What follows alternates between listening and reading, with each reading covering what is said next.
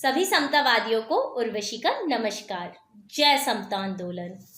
साथियों, पदोन्नति के आरक्षण के मामले में किसी भी सामान्य पद पर कोई भी आरक्षित वर्ग का व्यक्ति पदोन्नत नहीं हो सकता। इसी मामले में और स्पष्ट जानकारी देने के लिए हम आपको मिलवाते हैं समता आंदोलन के राष्ट्रीय अध्यक्ष श्री पाराशर नारायण शर्मा से। साथियों नमस्कार।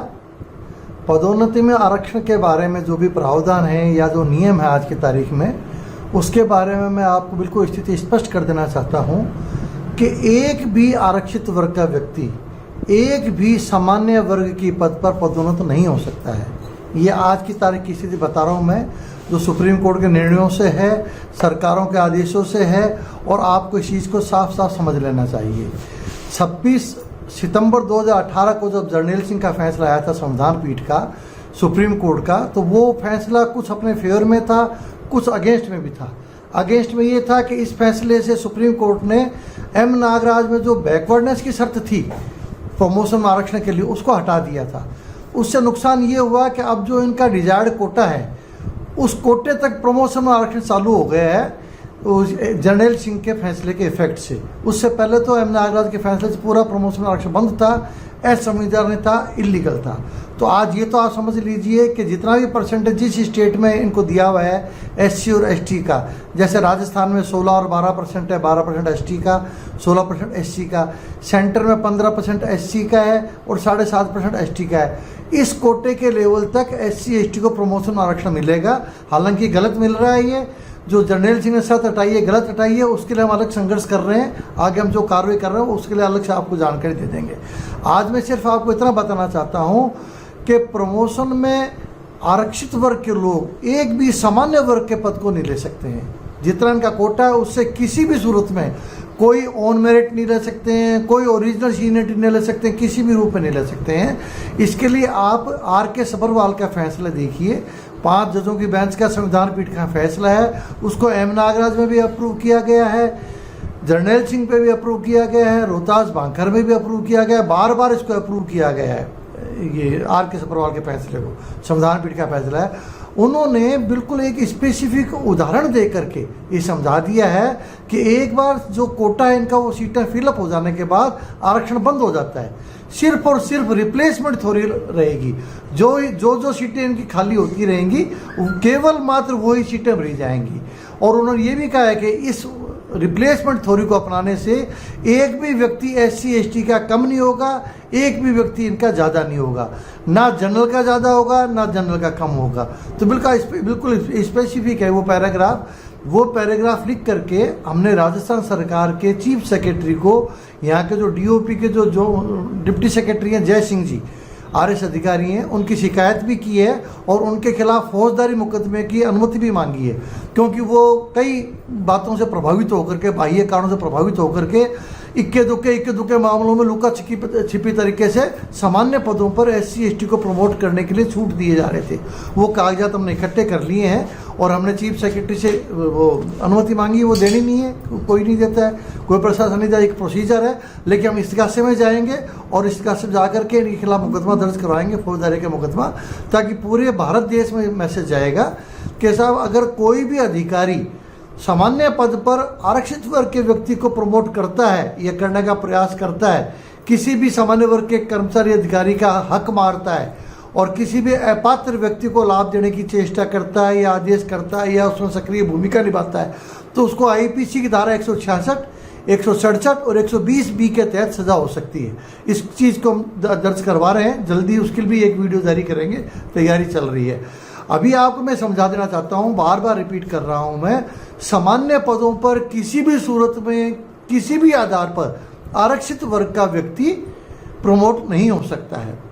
हाँ, यदि इनिशियल रिक्रूटमेंट में भर्ती के समय वो सामान्य पद पर सेलेक्ट होकर है और सेलेक्ट होने के बाद नौकरी में आने के बाद उसने कभी भी आरक्षण का लाभ नहीं लिया है, तो वो सामान्य पद पर प्रमोट होगा, क्योंकि वो तो सामान्य कर्मचारी है, as good as general category वो कैंडिडेट हो गया वो तो।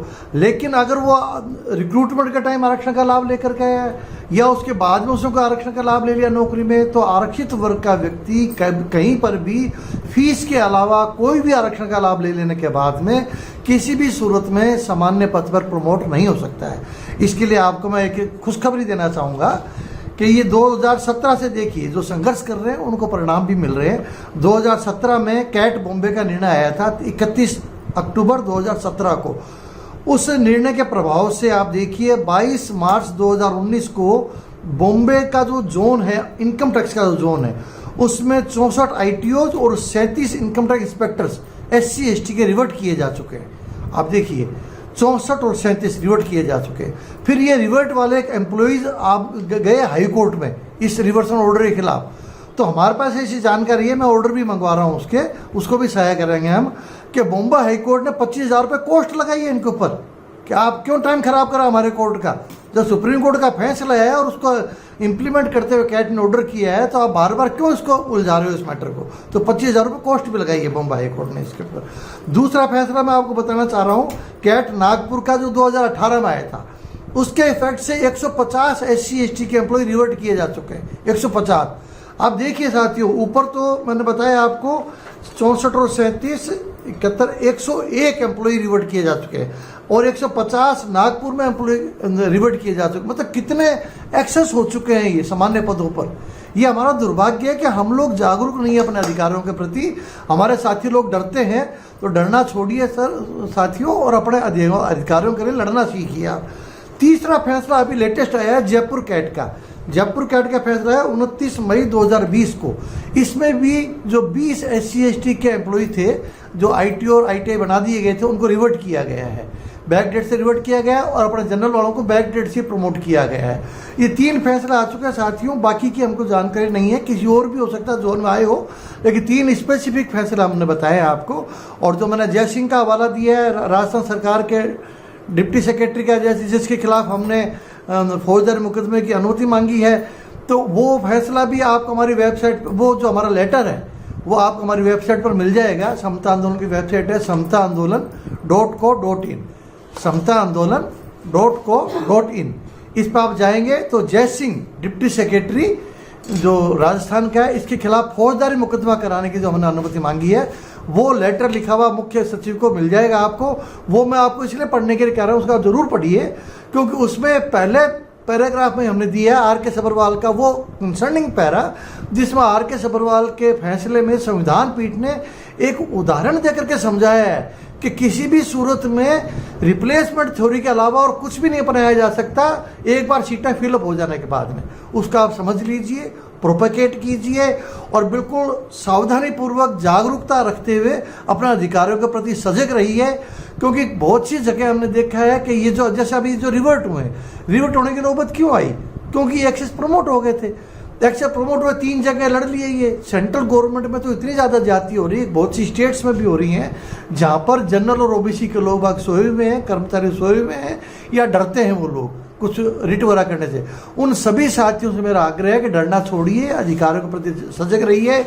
और यदि आपको मैं एक बहुत कड़वी बात कह रहा हूँ, यदि कोई भी सामान्य पद पर SC ST का एम्प्लॉय प्रमोट हुआ है और उससे प्रभावित व्यक्ति कोई रिट नहीं लगाता है, कोई कार्रवाई नहीं करता है, तो उस प्रभावित व्यक्ति को आप आइसोलेट कीजिए और उसको प्रोपेगेट कीजिए। ये कायर व्यक्ति है।